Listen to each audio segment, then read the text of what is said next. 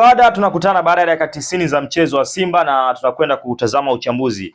Dakika 90 zimekamilika, lakini ni mechi ambayo imekuwa na matukio mengi, na ukitazama namna ambavyo mechi ilianza, Mashujaa walikuwa wanacheza mechi ya kuzuia zaidi na walichagua zaidi kucheza kwenye mind block, mfumo ambao kocha Salum Mayanga alichagua kuwaheshimu zaidi Simba. Ndio maana ukiangalia kipindi cha kwanza unaona ni mechi ambayo muda mwingi Mashujaa walikuwa wanakabia katikati ya mstari.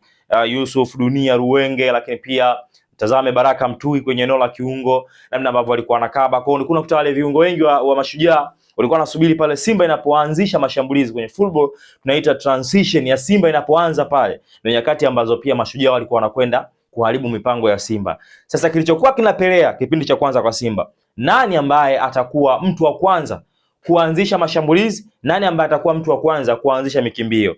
Alikuwa anatazama zaidi Elie Mpanzu Kibisawara ambaye ndio amekuwa mzuri zaidi kwenye hilo eneo, lakini utofauti ambao alikuwa anakuja Mpanzu alikuwa analazimika kudrop deep kuja kuchukua mipira, kwa sababu Mashujaa wanakabia katikati ya mstari na walikuwa wakipata mpira wanapiga ndefu pembeni ya uwanja. Ndio maana ukiangalia setup yao kipindi cha kwanza, kwa aina ya mchezaji ambaye alianza naye pale mbele, Jafari Kibaya ni mchezaji ambaye anapenda zaidi kushambulia kwenye counter kwa sababu yuko powerful, ni mzuri zaidi kwa disturb mabeki. Kwa hiyo kilichokuja kutokea ni kwamba kipindi cha kwanza kikawa Simba wanataka kuattack lakini hawaelewi wanapitia wapi kwa ajili ya kwenda kulishambulia lango la Mashujaa. Makosa yalikuwa mengi sana. Angalia mtu kama Edwin Barua, kipindi cha kwanza bado hauoni impact yake ndani ya uwanja, kwa sababu Mashujaa walikuwa wanalazimika kucheza madhambi mengi sana nje ya 18, lakini Simba walishindwa hata kutumia mipira iliyokufa. Wakawa ni kama vile kuna ile hali ya kupokonyana nafasi, kwamba muda huu nataka nipige mimi, muda huu nataka nipige mimi, lakini bado haikuweza kuwasaidia. Kwa njia za kwenda kushambulia kipindi cha kwanza kwa Simba zilikuwa zimejibana zaidi, but kwa upande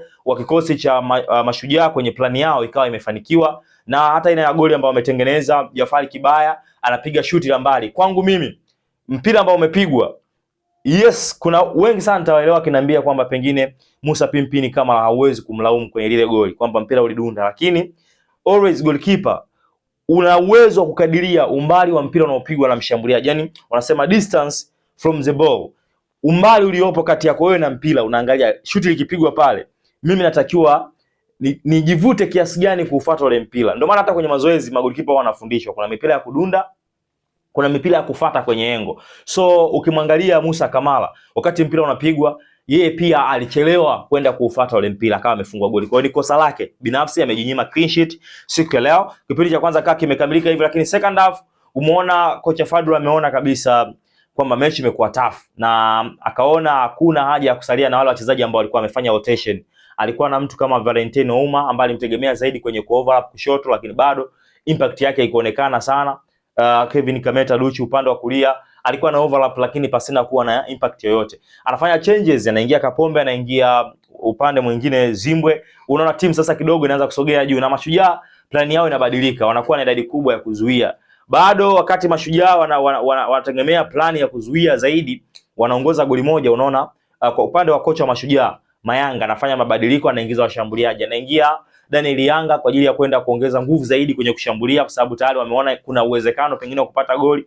Crispin Ngushi anaingia kwa ajili ya kwenda kuongeza nguvu kwenye kushambulia. Wakati huo pia nao Simba wanafanya substitution ya kuongeza nguvu zaidi, anaingia Steven Mkwala pale mbele. Bahati nzuri wanakwenda kupata mkwaju wa penalty wa kwanza, ambao kiuhalisia kwangu mimi ilikuwa ni penalty halali, kwa sababu mchezaji wa Mashujaa unawa ndani ya box na Simba wanafaidika nayo. Mpigaji mzuri sana kwenye mikwaju ya penalty, ndio na Teba Mida anaua penalty ya kwanza. Baada ya pale mechi ikabadilika, ikawa ina tension kubwa sana. Mashujaa wakawa naamini wanaweza kalinda ikaisha mechi sale, Simba wakawa naamini wanaweza kupata matokeo zaidi ya pale.